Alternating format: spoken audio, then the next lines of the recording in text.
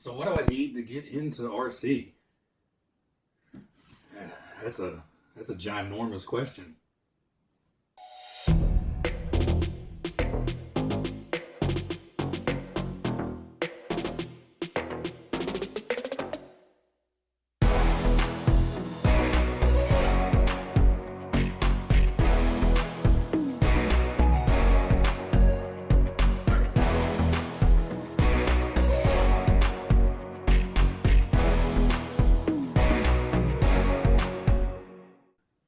Well, hey there, YouTube.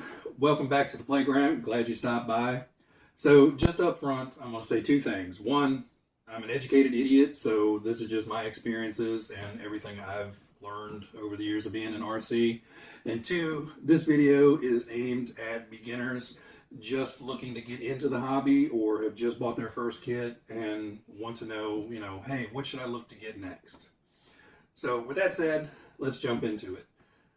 Recently, I had a subscriber reach out in the comments saying that they had just ordered a new Wild Willys kit and wanted to know what they need to get the truck running.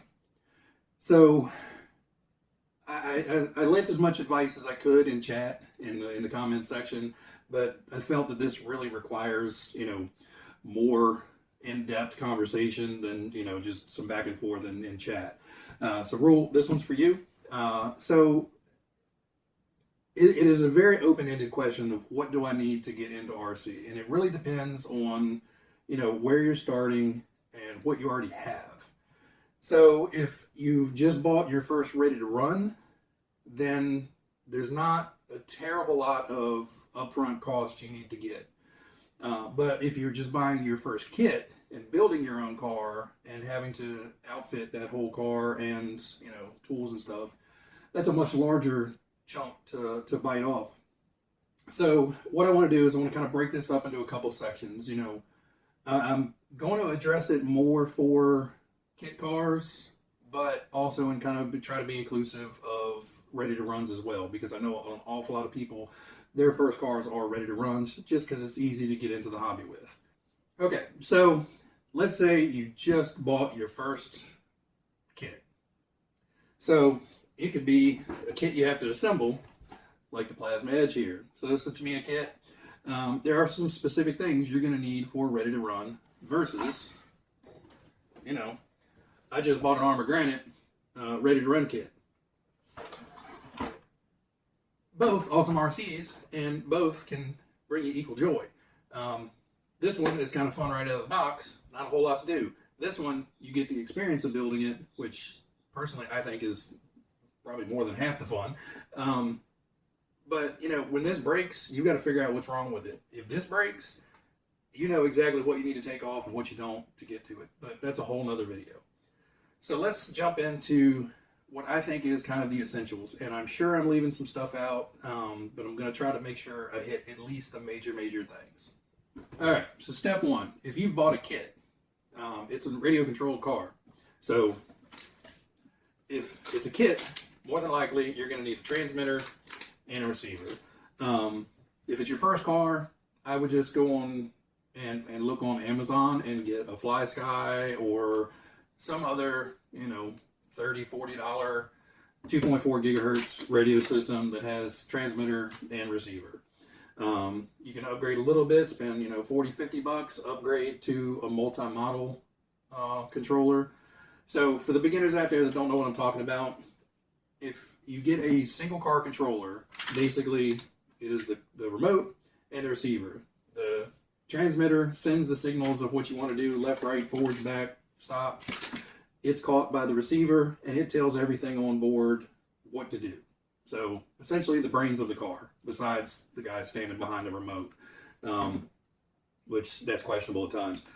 So you can start out with a single radio and receiver and be able to drive that car. Now, if you really, really love that car and you decide right away, I'm going to go build another kit, or I'm going to buy this ready to run, or I'm going to do this and I'm going to do that, and you all of a sudden have plans to get 3 or 4 or 5 vehicles, you've got your wish list set out and you're making goals to get that, I would look at getting a smart radio that actually you can program in multiple receivers to bind to it and all you need is the one radio for 10 cars, and that's basically all the cars behind me are bound to the same radio, so I can come in here with the radio in hand and just pick a car off the shelf and take it out and run it. But for beginner entry level, these are much easier to wrap your head around. Very simple dials to change your settings and adjust things and get it working. So first car, first kit, I would suggest single radio system, and then see how you like it, go from there and start upgrading. And believe me, if you like it, you're gonna upgrade all the things all the time.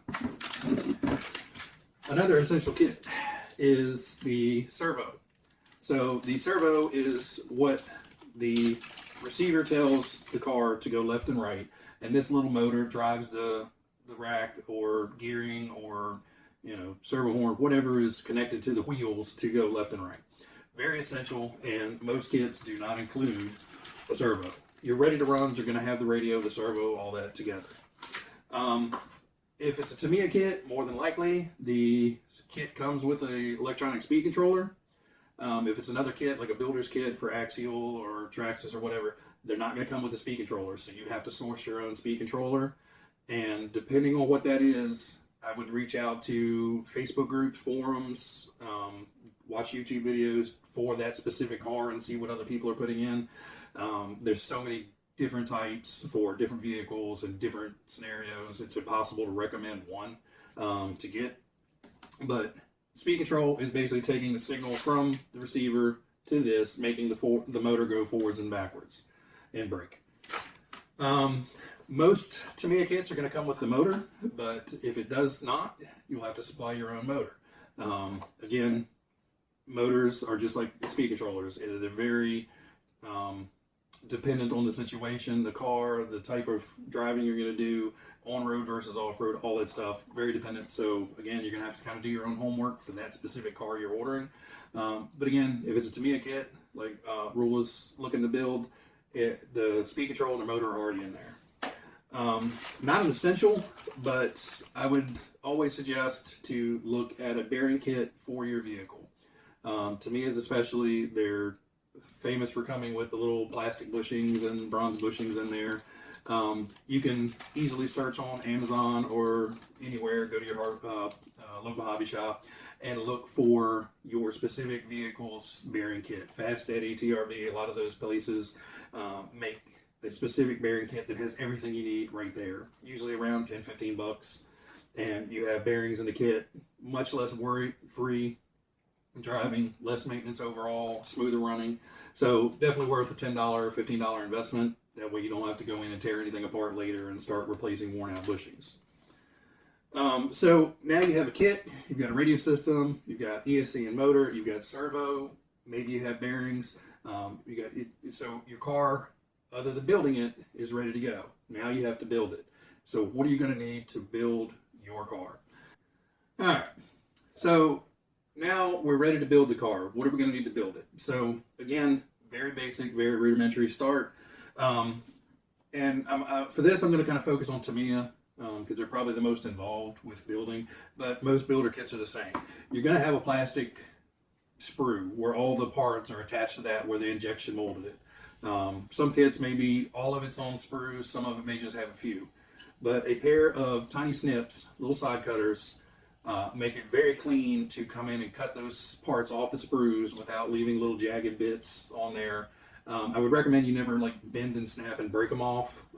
For some things you can get away with that, but other smaller things you may either damage the part or break off a chunk of the part, or leave those nasty chunks. You can use a razor knife or a hobby knife or whatever you have, but these are much quicker and safer and give you a better finish. So I would say this is definitely probably should have. You don't have to have it, but I do recommend these. For Tamiya kits, everything is what looks like a Phillips head screw. It's actually JIS, Japanese Industry Standard tip.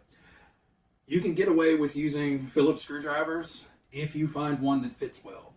If you have a drawer full of Phillips head screwdrivers like anybody has in their garage, you'll probably find one that'll fit and you can go ahead and put the kit together. But if you don't, then I would suggest looking for a set of JIS screwdrivers. I've put together dozens of Tamiya kits with one of these, and when I got a set of these, it made a world of difference. Again, you can find these on Amazon, online retailers, eBay, stuff like that, as well as probably your local hobby shop sells probably a Tamiya kit or something like that. But these are designed to match the screws in the kit. They grab very well, and you won't have that stripping out problem or have to put 150 foot-pounds of grunt force on it to get the screw in. So these are a recommendation. This is a have-to-have. You have to have some sort of screwdriver to put the kits together. If you don't have a Tamiya kit and they're using the hex head assembly, I suggest looking out for a $15 kit of hex drivers. I think I picked this one up on Amazon. It's a 1.5, a 2, 2.5, and a 3 millimeter hex driver kit, and you can put almost any kit that uses metric hex hardware together with one of these. Occasionally you run into something smaller or a little bit larger, but at that point you know what you're getting into because it's a very specialized kit. Other thing you need, needle nose pliers. These are great for snapping on ball studs. You can actually pop off ball studs if you come in and get this underneath and kind of pry up. It'll help pop the ball off if you need to make adjustments. Great for holding nuts in kind of hard to reach areas. You can grab the nut and slide it in and then get the bolt started. But definitely nice to have. You don't have to have it, but it will make your life a lot easier, and everybody should probably have one of these in a toolbox somewhere around their house. Can be a small one, can be a big one, doesn't really matter. Scissors, everybody should have a pair of these. These are great for cutting the servo tape that will probably come in your kit. If you don't get servo tape with the kit, you'll probably need to pick up a small roll at your hobby shop, or get something like shoe goo or E6000, to glue down ESCs and stuff like that. Most kits, like almost all kits and speed controllers, all come with some servo tape. But this makes great, super easy work of cutting tape and cutting extra zip ties, stuff like that, which you can use the little side cutters for, but in a pinch, you can use scissors. Zip ties, again, this is not a need, and a lot of kits do come included with a few in the package, but overall, it's a great habit to make your wiring as neat as possible. One, it just looks better. It shows that you have some pride in what you built. And two, it is just much easier to route all the wires, get them zip tied. That way you know the wires are in a safe place. They're not going to get wrapped up in a moving part somewhere and ruin your day because you ripped out a wire and now you fried a speed controller, or your battery's going up in smoke and melting your car to the ground. I suggest some zip ties. They're super cheap. 4-inch are great to have on hand. If you need something bigger, you can daisy chain them together to make a big zip tie, but I think at that point you've probably had catastrophic failures and need something better than a zip tie. Alright, so let's move on to the next parts, and there's a lot of stuff to still cover, because like I said, it's a pretty big question. Alright, one more thing on building the kit. Especially Tamiya kits, any building kit, you're going to have a lot of hardware. Some kits are really good, they'll individually package, step A, step B, step C into small tiny little bags. So, there's 4 screws in this bag, 6 screws in this bag. It's great. Tamiya, now they're going to give you a giant, 48 screw, 50 screw bag of hardware labeled A, B, C, D, whatever. Parts trays are extremely handy to keep your screws laid out in bag A, bag B. That way you're not constantly digging around in the bag, or you just have 1,000 screws laying around. Plus, it helps keep the screws on the bench, because if you've never built a kit, you will find that when stuff leaves the workbench, it is next to impossible to find, whether it's a screw or a body clip or a axle pin. As soon as it hits the floor monsters get it, and you may never find that part. So parts trays are great to have. This is just a magnetic parts tray I picked up at my local Harbor Freight. Super cheap, magnetized, and all the screws don't move in that. It can be a pain in the butt because you've got a giant clump of screws that want to stay in a big wad. These, again, super cheap, little RPM parts trays I picked up at the hobby shop. They have a little tiny magnet on there, so if you do have a little tiny piece, like a grub screw for a pinion or something, you can stick that to the magnet. That way you know that that piece is not going to get lost in the pile of screws.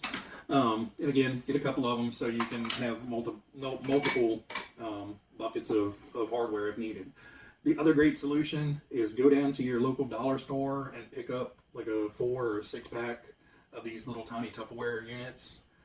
These are awesome. And literally for one, you can get 2 part trays. You can put your big chunky parts like your gear train, your gears and shock springs and shock parts and stuff in this, and then put all your hardware in this one. And you can literally have them there, and you know your big chunky pieces are in this side and your little pieces are in this side. And then once you're done with that step, snap it and stick it to the side and move on to the next bag. These are super budget friendly, and I recommend at least getting 2 or 3 of these if you're planning on putting a kit together. So we have our kit put together now, but you know, if it's a Tamiya, you know, there's probably a driver figure to paint, depending on the truck, especially the Wild Willie. There's a lot of paint to go on here. You've got the driver figure, you've got the nitrous bottle, the fuel tank, the spare tire carrier, the fire extinguisher, the front, the lights. There's a lot of painting to do on this guy. So painting can be done very, very simply, or you can really, really get into it. Obviously, I like painting. I like putting the details on it and making it kind of as nice looking as I can, helping accentuate some of the parts that, you know, are just kind of blah, and putting a coat of paint on them to make them look nice. So you can, there's 83 different ways to skin a cat with this. So some kits are going to have, you know, a hard plastic body and you just need to spray a color on top. Some kits are going to have a Lexan body and you need to spray a color underneath. You may have multiple colors. Then you start getting into masking tape and masks and stuff like that. You can do an awful lot of painting with a set of paintbrushes and a Lexan paint. You can actually paint Lex. You don't have to use a spray. Sprays are much easier, especially with single body colors. And Tamiya paints are great. It's blasted on a few thin coats, and next thing you know, you have a perfect paint job. It's their paints are actually really, really good. But you don't have to use Tamiya paints. Just make sure you're using the correct spray paint for the job, because there's TS and there's PS and there's Lexan and then there's model paints. So if you have a hard plastic body, you don't want to use a Lexan paint for it because it may not stick well. Same goes for the Lexan. If you have a Lexan paint, you don't want to use a non-polycarbonate paint for that. You want to make sure you're using the correct paint for the stuff. And if you're not sure which to get, refer to the manual. They usually tell you use this type of paint. If not, go to your hobby shop and say, hey, I'm looking to paint this car. It's this type of body. What should I look to get? And they'll be more than happy to help you out. But you get rattle can paints. These are Proline paints that are for an airbrush. You can brush paint them on. Airbrush works a whole lot better. You have the Tamiya paints for painting the details and the driver figure and stuff. You'll also probably need to pick up a small thing of model cement for the driver, because a lot of the drivers need to glue them together or glue parts to them, especially the Willie's driver. You got to glue his arms on and stuff. So a plastic solvent glue is what's needed to glue that together well. And you'll do that before you paint it, because this stuff does not work on painted surfaces. It needs to be plastic to plastic. So painting, again, you can do 100 different ways. Rattle cans, if it's a hard plastic body, you know, you can get away with using Rust-Oleum paints. Scuff up the body, put a primer on there, and paint it with, you know, whatever is in your hardware store that looks nice. Obviously, you want it to make sure that everything is going to bond to plastic, because some paints don't. But make sure it's a plastic-specific bonding paint, and you know, you can paint it with whatever you want. I've even seen guys who do the Tamiya trucks in automotive paint to get that super mirror finish. But obviously, we are straying way, way far away from beginner mode. So for beginners, I would say stick to rattle cans if you can get them. If you can't, for some reason your country is hard to get rattle cans of paint, you know, find a Lexan or plastic appropriate paint, brush it on. Some of the bodies, like the Rising Fighter and my Black Edition and my Grasshopper, I didn't even paint those. The bodies come pre-cast in the colored body, so I didn't even paint them. I mean, a black body's a black body. it looks great in plastic. You can get advanced and get an airbrush. I wouldn't suggest it right away. It's an upfront cost you don't need, and you can get equally good of a paint job out of the little rattle cans. I get this because I can't stand the smell of this stuff. If I'm not doing something Tamiya specific, I can mix these colors to get custom colors for my other cars. So I do like the airbrush for that, but this is a much slower process. This you can have a body painted in a couple hours. This is going to take you quite a lot longer because dry time between coats, more coats. Oftentimes when you're doing with airbrush, you have multiple colors, so it slows down the process. But for beginners, I recommend find an appropriate spray can, spray balm the body. Do it however you want, but most people do box art, and most of those are pretty easy because most of the graphics in Tamiya are stickers. So that kind of covers a lot of painting. The other good thing about the Tamiya paints is they self-level really, really well. You can use just regular acrylic craft paints on the driver figures and everything, and even on some of the details. They're probably not going to last very long. They're not going to bond very well. This stuff seems to bond really, really well. Holds up very well to scratches and stuff, and self-levels really nicely. So if you paint something on, and when you first paint it on, it looks like it has a lot of brush strokes, in 3 minutes, it'll be like mirror surface. It's really nice stuff. Paint brushes, I literally buy these from Amazon in like 10 packages at a time for next to nothing. It's like $10. So you're looking at $1.50 a pack sometimes for these brushes. One thing is this Tamiya paint is water-based. Water cleans out of your brushes pretty well. This spray away glass cleaner is like the perfect brush cleaner for using this paint. And overall, this spray away glass cleaner works as a great cleaner on a lot of different things. Shouldn't damage the bodies. It works great cleaning up your hands when you're building stuff, getting grease all over your hands. Spray a little bit on a paper towel, wipes it right off. Probably not a tip I should be giving you guys, but it works. I love this stuff. I use spray away on anything. But we're getting ahead of ourselves. So back to paint. Brushes, rattle can, some Tamiya paints. Your instruction manual will tell you what paints to get.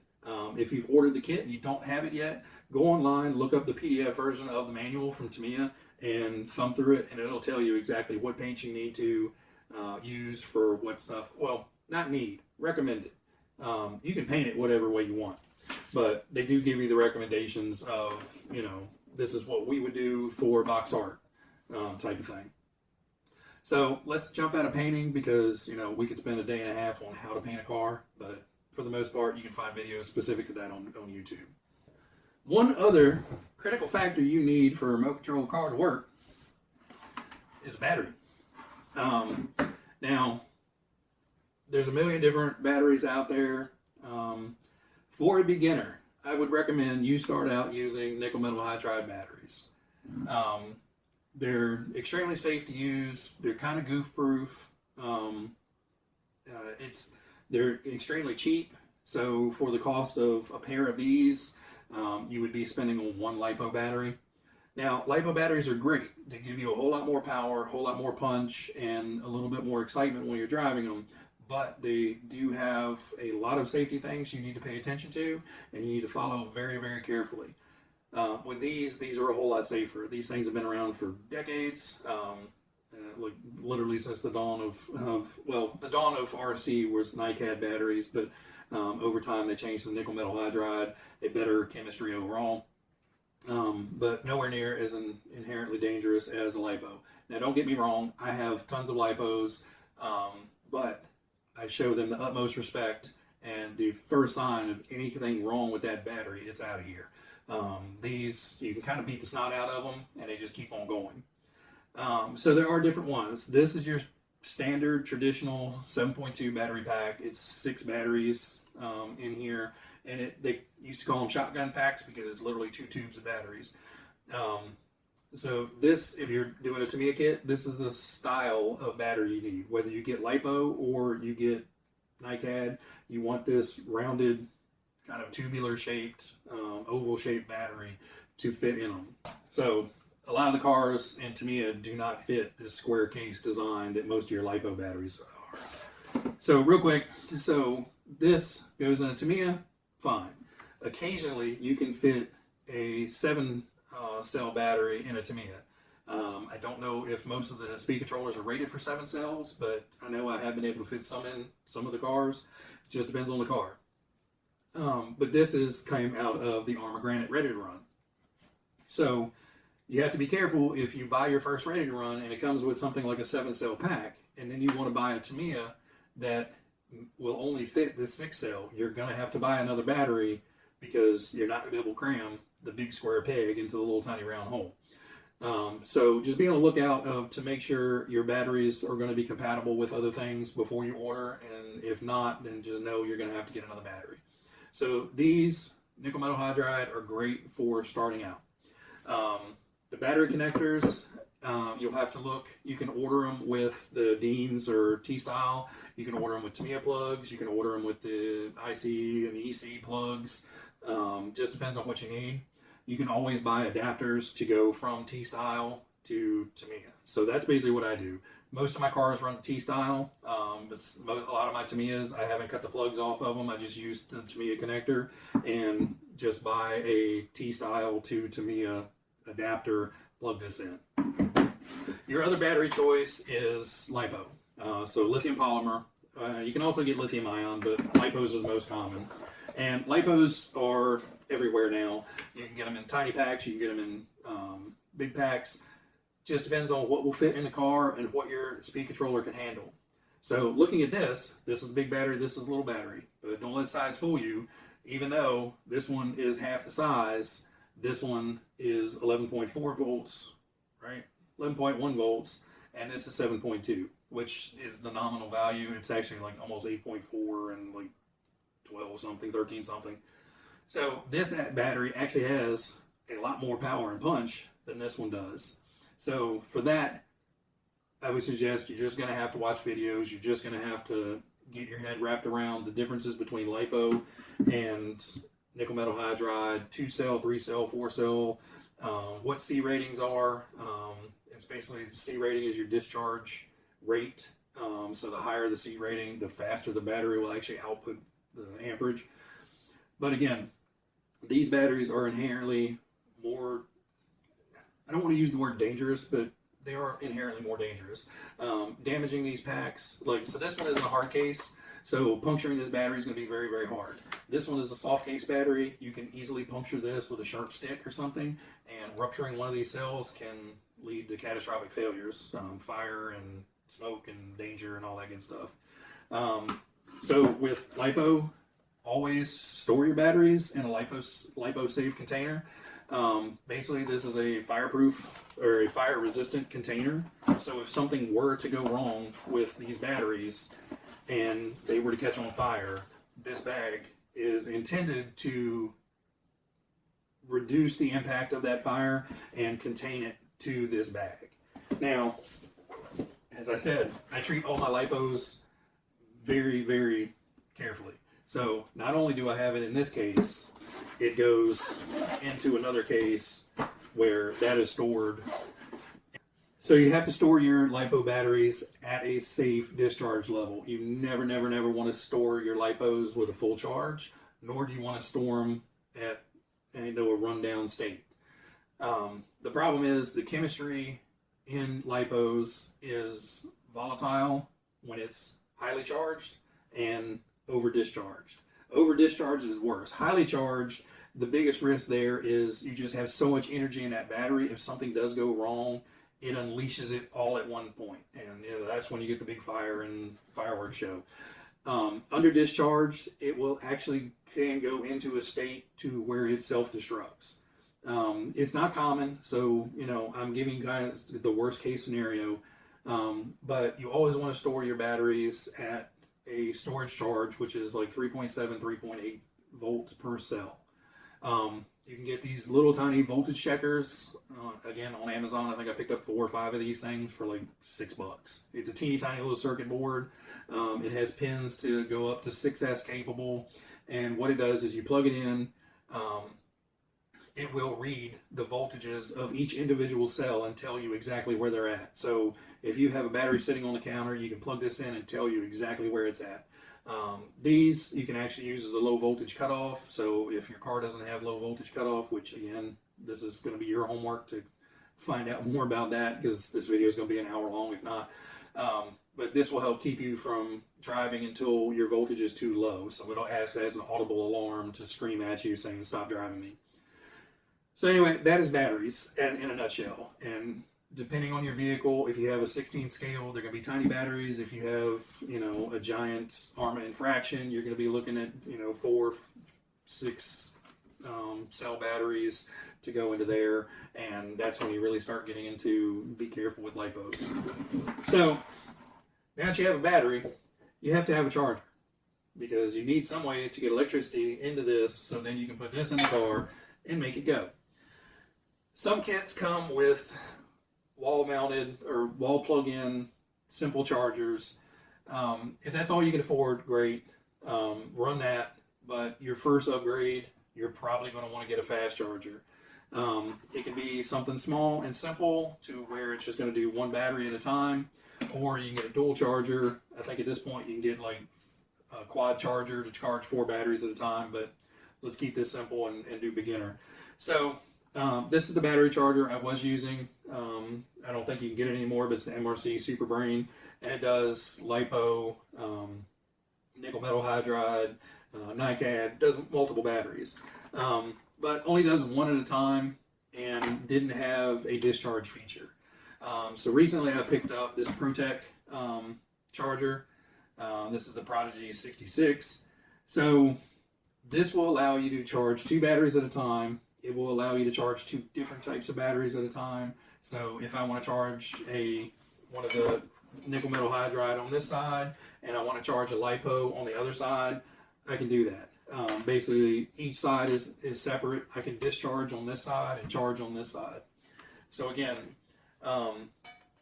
this is going to be a major upgrade. This is a $100-ish charger, but you can get chargers for $30-40 that will fast charge, especially your nickel metal hydride batteries. But I would suggest, if you're getting into the hobby, go ahead and get a battery charger that will do both. You're going to get frustrated if you spend $40 now and then have to spend another $40 down the road to buy another charger, when you could have spent, you know, $45-50 to get a charger that will charge both. So what you want to look at in a charger real fast, this one is really nice because you can have different battery leads with banana plugs. So I can just plug in whatever I want and charge a T connector or a Tamiya connector or whatever into the system. But if you get a LiPo charger, I don't care what brand it is, ensure that it has balance ports. You don't want to charge your batteries all the time not being balanced. I charge mine balanced just because it doesn't take much longer to set it up. It automatically detects and cycles through the cells to ensure that each one is being charged at the right rate and finish at the same charge. So ensure you have balance chargers on there. I know pretty much all of them nowadays do come with them, but some of the original ones you had to buy those separate. Some you have to buy the charge leads separate. So just look around, shop around. Try to find something that'll do dual chemistry for LiPo and nickel metal hydride. Most of them will do almost all the battery types now. But again, you will need a battery charger for your batteries to make your car go. Another thing is, when you're charging LiPos, always charge them in a fireproof container, because again, you never know what's going to happen. It would be better to be safe than sorry. When you're charging LiPos, don't charge them unattended. Again, better be safe than sorry. If something starts making a noise or the pack starts swelling or something, immediately stop the charge, take the battery outside, and just don't touch it. Just see what's going to happen. But over time, you'll also have multiple battery lead combos. So, you know, this to that, little connectors for charging all the different types of batteries that you have, small ones, big ones, receiver packs for your nitro cars and stuff like that, if you ever get into that. But yes, always charge your LiPos in something safe. It could be an old ammo can, whatever. Just don't leave it in your bedroom and walk out and play with your friends, or go down and get something, go grab a bite to eat or something. Always be around when your lipos are charging, please. It may be inconvenience at times, but I would much rather you be inconvenienced for 15-20 minutes waiting for that battery to charge than you to come back home from Taco Bell and your house is engulfed in flames. So be safe. All right, so now you have a kit or two. You've built a kit, and maybe you've gone out and bought another one, and now it's time to start upgrading things. So a lot of things people upgrade first is electronics, servos, radio systems, speed controllers, motors. Once you start getting into speed controllers and motors, you're probably going to want to pick up soldering station. Doesn't have to be anything fancy. I don't even remember what I paid for this, but I think it was probably $30 or so, 30, $40. I got this one because it has adjustable temperature. So if I'm doing tiny things, I can lower the temperature down to be a little bit more delicate. But for batteries, heavy gauge wires for like speed controllers and stuff, I can crank this thing up, get it super hot, and get that instant connection. You want some kind of cleaning pad. This is just a little sponge thing that it comes with, but you can get the little copper cleaning solutions to keep the tip of your soldering iron clean. Always get the little tiny pencil tip. You don't want a big fat chunky tip, especially if you're trying to do anything delicate. The chunky tips hold their heat a lot better, but the little tiny pencil tips, you can really get in and like desolder stuff off of boards. Like if you break a wire, you can desolder it off of the board, put a new wire on there without worrying about damaging the board too much. The soldering station, so you'll need flux, you'll need solder, and then you'll start getting into stuff like heat shrink tubing and assorted battery connectors and stuff like that, because once you start with a battery type, you tend to want to be able to reuse that battery type. So a lot of new ones are going to the EC3, EC5s, whatever. But T-plugs have been around for decades. Most of my cars have the T-plug. So I've got a box of extra T-plugs. I've got XT60s and some other random adapters in there. So, once you start soldering on connections, you'll want to pick up some shrink wrap, shrink tubing. This basically can go onto your wires to protect them. You can use electrical tape. I hate the stuff. It breaks down over time. It leaves a sticky mess on everything, and it's not as secure. You can put 2 wraps of shrink tubing on something and not have to worry about it. I buy these in the containers. So like this whole kit was one kit from Amazon for like $8. Super convenient, and once you've used up all of them, you have a container to put something else in. Another thing, once you start getting a lot of stuff, these little containers are golden. I've got them for extra tools, all the different. I got thread lock and different greases and different lubricants and stuff like that. Tools, bits and pieces, old parts. I've got a motor container. But these little storage containers, you can pick them up anywhere from like a dollar store to your local hardware store. You can even find them at craft stores. They work great for adding stuff too. But, sorry, getting ahead of myself. Back to electronics. So you have soldering iron, you have solder, you have flux. Solder, everybody has their own preferred one.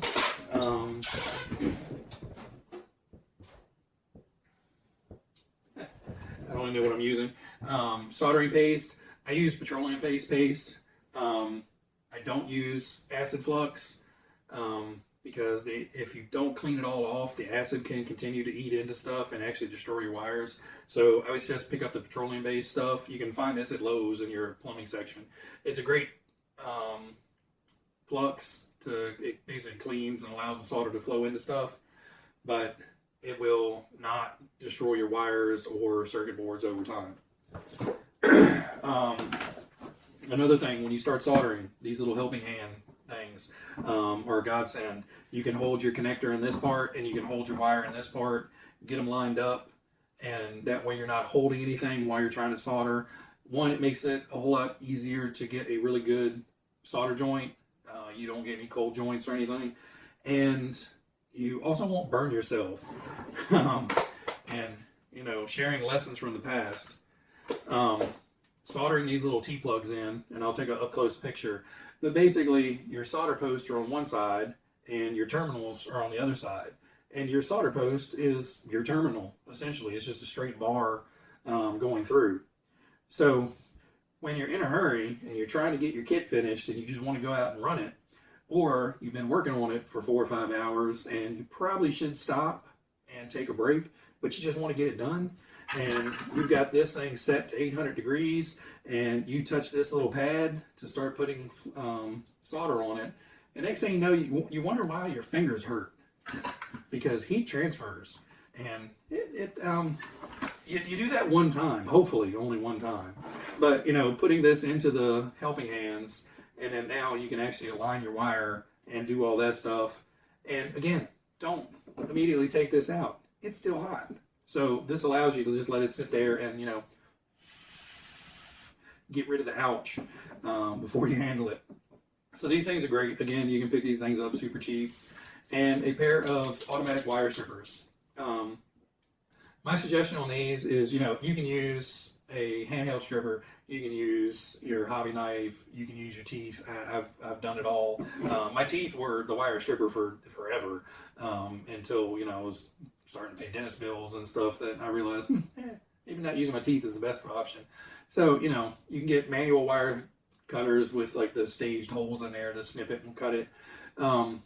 But my suggestion with these things work awesome. They have the crimpers down here. They have an adjustment so you can adjust the height, the length of the cutter and everything. Works great, so you can strip off a set amount of insulation every cut. It's repeatable. If you get a pair of these, save up and get a decent pair. You can find these things for $6 on Amazon, but it's going to last you 2 jobs at best before something, you go to crank down on it and the whole head pops off. They're crap. Pick one up with metal jaws, metal body, something. And I have not had a problem with these for the couple years that I've had them. They work great. And literally all it does is when you grab it, you basically set the wire in there. They come down. It grabs the wire, holds it. This part has a little bit of a cutter, and it just grabs it and then pulls it off. Your wire will be over here, and your scrap piece of insulation will be over there, and you can set this little stop in and out, and like I said, you can repetitively nip them off to the same length. Works great. But again, these are nicer to have things later on down the road. Once you get into electronics, occasionally electronics don't do what electronics are supposed to do. So you have to find out what's going on. Is it low voltage? Are you dropping voltage somewhere? I've had an issue before where a wire broke. Everything looked fine. The wire broke internally, but it was getting 5 volts to it, but it wasn't getting 5. It was getting 5 volts out of the connector to the connector, but it wasn't getting any voltage to the electronic. So with these, you can test to see, do I have 5 volts here and 5 volts here, or is the wire holding continuity between start and finish? And again, that's a whole nother video of how to use these things. But you can pick up little circuit testers or electronic testers, super cheap now, $10-15. You can grab one. It'll do everything you need to for the RC stuff. The only other thing I could think of would be a nice to have if you're buying a kit that is high horsepower. If you're buying something that's 4S, 6S, 8S capable. So once you start getting up into those high output, high demand motors and speed controllers and stuff, everything starts getting real hot. And you can pick up a really small temperature sensor to check your motor temps, check your speed control temps when you're done running it. I always suggest when you first get started with it, run it for 3-4 minutes, check temps. Run it for a little bit more, check your temperatures. Run until the battery dies, check your temperatures. You want to make sure that you stay within the acceptable temperatures of the motor and the speed controller. Speed controllers now usually have a high temp cutoff where it will put it into basically a limp mode. Most speed controllers on those high-end rigs have a fan to keep everything cool, but you can still run in situations on a 90-degree, 100-degree day, beating on it, it's still going to exceed what that little fan can do and cut itself off. Motors, on the other hand, a lot of motors out there some may have temperature sensors, a lot of them don't. You can cook a $150, $200 brushless motor in 5 minutes if you've been playing around with the gearing, or if you're taking something that should be run on loose dirt and asphalt and running it around the grass and causing a lot of drag and resistance to where you're just overheating the motor by trying to make it do something it's probably not supposed to do. It would really suck to burn out an expensive motor by not knowing what your temperatures are. So, a $10 temperature sensor eventually is probably going to be a good idea. If you get a nitro, this is a have to tune your engines and understand what's going on with your cars. So once you start collecting tools, you probably want to start getting some tool caddies or a toolbox. For years I used toolboxes, but I got tired of digging around.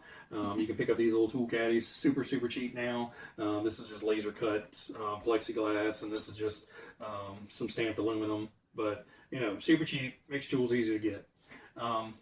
Body scissors, another tool you'll probably want down the road. You can use scissors to cut out Lexan, but these little body scissors are designed to have a lot of leverage down here on the cut, and these are slightly curved, so you can get around and cut out curved sections of wheel wells and stuff easy. Another nice to have, and I recently got these. I put dozens of kit together, never had one of these. I finally got a pair, and I love them. These are basically multifunction pliers. So up in the top, they're little tiny grooves to put shock shafts through, and you can clamp down a shock shaft and screw on a rod end or whatever you need to do, and it won't damage the shock shaft. Has other generic little holder bits on here for holding this and holding that, but it has a little ball end punch to where you can punch the little steel balls into the rod ends, or if you need to change them out, you can flip it over and push the ball end out through the little hole. A lighter. Once you start getting into electrical and soldering, you'll probably be using heat shrink tubing, so a lighter works great for that. Some cheap hemostats for clamping onto something and holding it while you can literally set that on top of something and do something else to it. Pair of tweezers, little tiny screwdrivers for Phillips and stuff. Hobby knives are a great thing to have. For decals, you can use them to cut out your decals. You can also use scissors, but I find the hobby knife, I can get right in beside the graphics of the decal, and you don't have all that extra clear sticker sticking out. I use these for a thousand different reasons, but a hobby knife is also great to have. If you get a hobby knife, make sure you get extra blades. Cutting with a dull blade is just dangerous and pointless. These replacement blades are super cheap, so don't follow some people that never ever change their blades. It's dangerous.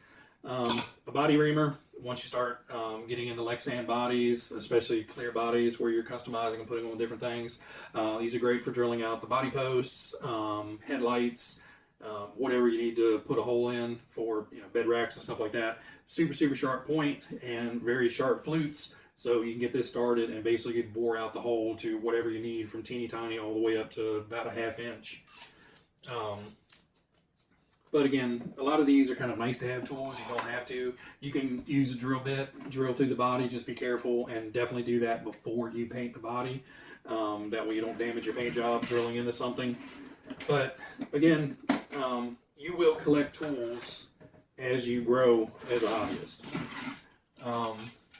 One thing I do recommend you get when you buy your car, whether you order it, whether you go into the hobby shop, buy a $4 bag of body pins.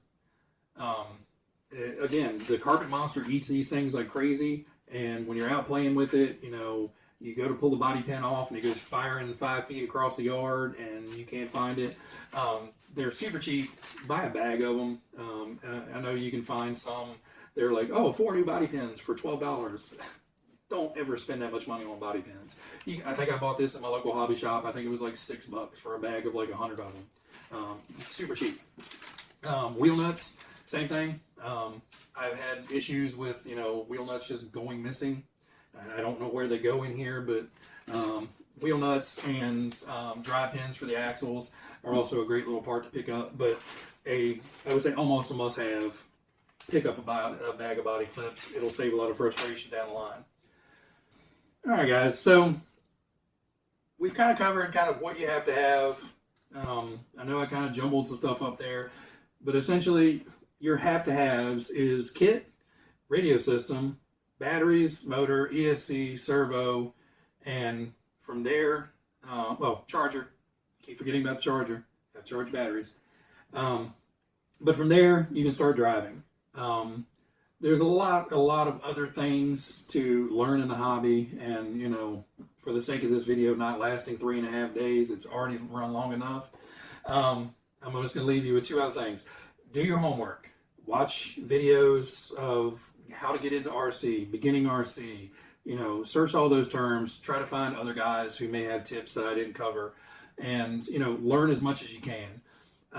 If you are really, really new. So Rule, this is for you. If you are getting a specific truck, so if you're getting a Tamiya and you're going to get, say, a Wild Willie, look for Facebook groups or chat about Tamiya specific groups, or even, Tamiya Wild Willie's groups, and jump in there and ask questions. There are going to be people out there that be like, oh, you should know that. Ignore them. It's going to happen. But there's a lot of good people out there in like the Tamiya groups or, ARMA groups or stuff like that. If you're new to the hobby and you don't know something, ask. There's a lot of really, really helpful, intelligent people out there that know a whole lot more than me, that have been doing it on a whole lot different platforms and a whole lot longer than I have, that would be more than happy to take 5-10 minutes out of the day to explain something that you have no idea anything about. So please reach out to them and just, like I said, do your homework. Just try to learn as much as you can. YouTube is a plethora of information, most of it good, some of it, but that's any social media. The other thing is, take care of your stuff. You want to keep your cars clean. Cars are mud, sand, and water magnets. When you're driving around, when you first get it, you're super careful with it. But the minute you put your first scratch on it, it's kind of like, the gloves are off, and we're gonna hit every mud puddle and every pile of sand, and just get it nasty. It's fine. You can clean them up and go at it again, but clean them up. Don't leave your cars gross and nasty. You're gonna give yourself headaches. Get yourself some cleaners, an all-purpose cleaner of some sort. This is Power Shop specifically for the motors and stuff like that. Clean out your motors, clean out your bearings, clean out your cars. Don't leave them covered in mud and funk and grime. You put an awful lot of time and effort into buying this kit, building this kit, and you want to have fun with it, but at the same time, do you really want to have to go out and buy another one or be disappointed because this one's broken because you didn't clean it? So just keep your stuff clean, keep it maintained. If something is cracked or not right, bearings sound crunchy, stop. There's no point going out and driving it to the point of absolute failure, because once you run a bearing to the point to where it's absolutely destroyed, that bearing may weld itself to your wheel or weld itself into the transmission, where before you went out and ran that, you could have taken an hour, torn it apart, replace that bearing, even with a crappy bushing that came with the kit, or with a new bearing, and kept driving it and had fun. But now you've got to buy a new bearing kit because that bearing kit blew up. Now you've got to possibly buy new gears for your rear end because you have chunks of bearing ground into your gear. That bearing case is now melted into the side of your transmission. You need a new transmission housing. So you went from a $2 fix and 20 minutes of your time to waiting for parts for 2 weeks and spending $45, $50 in new parts if you can find them. Just my word of advice is maintain your cars and just treat them like, you don't want to have to spend a tremendous amount of money to fix it. And again, stupid things are going to happen. You're going to get brave and cocky and drive it off of something you're not supposed to, or drive it through something you're not supposed to. You're going to break it. It happens. Every one of us has done it. But just be careful with it. Other than that, my only other words of wisdom is, pace yourself. Don't jump into the hobby and just go full bore, and I got to get the best of everything, and, I got to get these MIP drivers and do all this stuff. Pace yourself. get what you have to have, enjoy your car. So if you have to make the tough decision between buying $15 worth of paint to paint up your driver or buying a $15 set of tools to make your life easier to build and maintain your car, I'd say buy the tools. You can paint the driver later. For that matter, you can ghost ride it. Don't even put the driver in there until it's painted. You know, there's always an option. So, you know, just pace yourself. Like I said, you can buy a $15 driver, or you can buy a $15 set of drivers. It just depends. You know, if you're just getting into the hobby, buy the $15 set of drivers. It's going to do you a whole lot more good than just that one singular driver.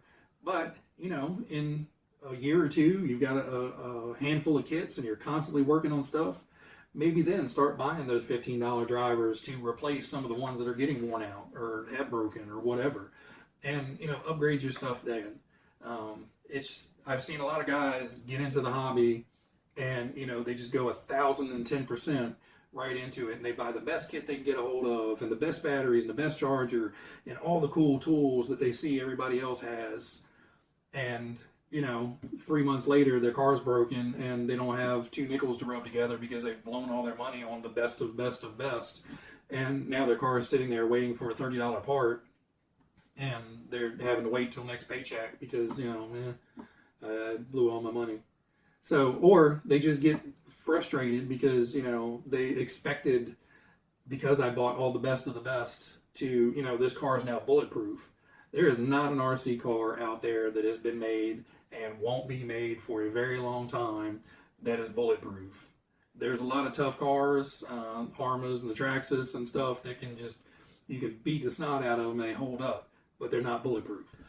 All right, guys. Well, I have rambled on and talked your ear off for way longer than I expected to, but, you know, like I said in the beginning, that question is a very broad, kind of open-end question, so I hope I helped you out, Rule. I hope I helped out some of you other guys that maybe knew the hobby. If you still have any questions, drop them down below in the comments. I'll be more than happy to help out and answer what I can. But I got to put my shop back together because I drug out 2/3 of all the random stuff that I had. So I got to get my shop put back together so I can continue having fun. So you guys out there, thanks for dropping by. Hit the like button, comment, all that great stuff. It really helps me out, and I really appreciate it. If you guys made it to the end of the video, awesome. I really appreciate that as well. But you guys out there, be happy, be safe, and I'll catch you next time. Thanks.